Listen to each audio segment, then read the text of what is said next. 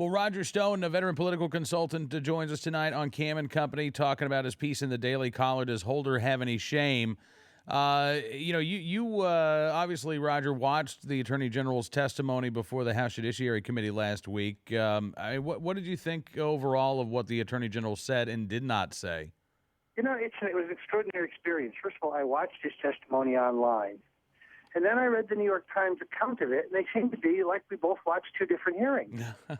So I then sent for the actual transcript, and I pored over it over many hours, and I determined that the Times was wrong about what had transpired. What had transpired is that Congressman Darrell Issa was very aggressively excoriating the Attorney General, for the fact that it's becoming clearer and clearer that the government was shuttling guns across the border that are being used to kill Americans in some misguided gun tracking program, which doesn't sound to me either to be successful or very wise.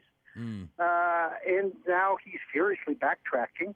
So it was a piece of history to watch, and then the Times quickly reported a correction.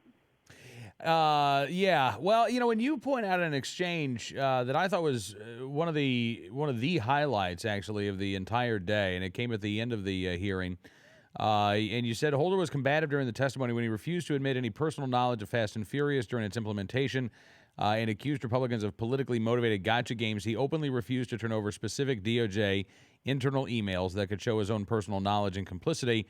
During one exchange, Representative Darrell Issa compared Holder to Nixon Attorney General John Mitchell, since Mitchell also withheld documents from Congress. And then Holder went off on this have you no shame, tried to invoke the McCarthy Army hearings. Yeah, first of all, what Holder was caught red-handed in is called a cover-up. It is what helped bring Nixon down, an attempt to cover up after the fact. He's trying to cover up his complicity in this disastrous program that ended up with the death of a federal agent. He gets compared in the hearing rhetorically to John Mitchell. Well, John Mitchell desegregated the public schools without violence or bloodshed, and his ridiculous crimes of Watergate, while wrong, no federal agents died. So, by and large, it's I know not the conventional wisdom here, but it's a bad comparison. And then the New York Times says that the outraged Attorney General turns to Issa and says, have you no shame, sir? Not reporting that Issa retorted, no, do you have no shame, sir? Which puts the entire exchange in some proper context. Yeah. The New York Times, all the news that's fit to print, embellished with a liberal tint.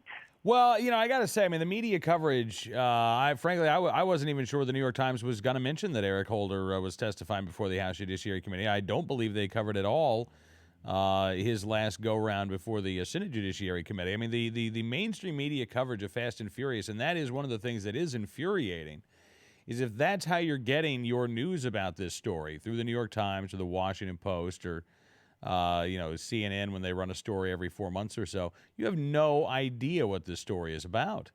Yeah, no, it has been the reporting of the Daily Caller and others.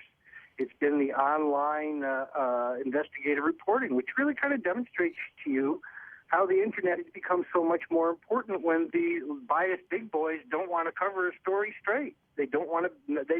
It's too advantageous to Obama, the chosen one, in an election year. It's hypocrisy.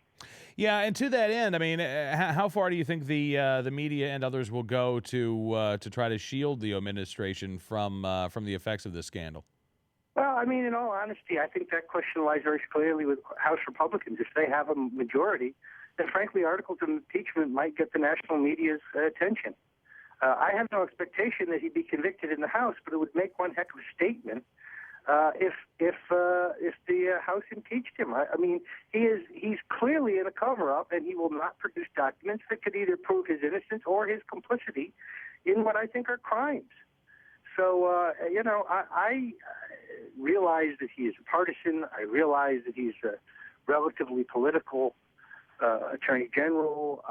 We have mutual friends who are at the bar and have a very high regard for his intellect.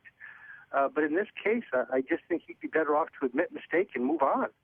From a political perspective, I mean, you've worked on 8 different presidential campaigns. What kind of issue do you think this can be in an election year for the administration or for the Republican who ultimately challenges Obama? Well, I think that the campaign is going to be dominated by the economy as an issue. And then all other issues, such as trade, will only be seen through the prism of the economy and our desperate need for jobs and economic growth. I do think there are some voters, again, many who are reached through the internet, through programs just like this, who are concerned and aren't reading in the mainstream media what's going on in terms of Fast and Furious. And I think it will motivate some voters. It's just another indictment, really, of the incompetence of this administration. Strong on rhetoric, great on theatrics, but, as Walter Mondale said, where's the beef? Roger Stone, thank you again, sir, for coming on the program. Great talking to you tonight. Hope we can do it again soon.